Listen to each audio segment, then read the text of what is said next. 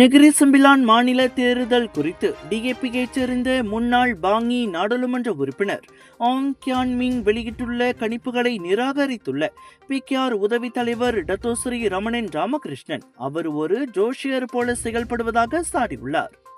36 சட்டமன்ற தொகுதிகளில் பரிசா நேஷனல் மற்றும் பரிகாத்தா நேஷனல் இடையே செய்து கொள்ளப்பட்டுள்ள அதிகாரப்பூர்வமற்ற கூட்டணியானது 23 முதல் 25 இடங்களை கைப்பற்றக்கூடும் என்றும் பக்காத்தன் ஹரப்பானுக்கு 11 முதல் 13 இடங்கள் மட்டுமே கிடைக்க வாய்ப்புள்ளதாகவும் கியான் மிங் கணித்திருந்தார்.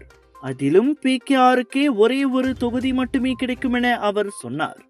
ஆனால் இந்த கணிப்பை முற்றிலுமாக நிராகரித்த ரமணன் அரசியல் கூட்டணிகள் இதுபோன்ற முன்கூட்டிய யூகங்களை நம்பியிருக்காமல் மக்களுக்கு சேவை செய்வதிலும் வாக்குறுதிகளை நிறைவேற்றுவதிலும் கவனம் செலுத்த வேண்டும் என சனாவாங்கில் நிகழ்வொன்றில் கலந்து கொண்ட போது வலியுறுத்தினார். Sometimes you go to a fortune teller and you ask for a 4D number. The fortune teller, he tells 1,000 people 1,000 different numbers. The one who strikes the number, they will say, this fortune teller is the best, he gave me the right number. You see where I'm going? You make a prediction, just because you get one prediction right doesn't mean you are Nostradamus. You know? All of us have our own way of looking at things. Yes, you got it right one time, and that doesn't mean you're going to be predicting everything right all the time.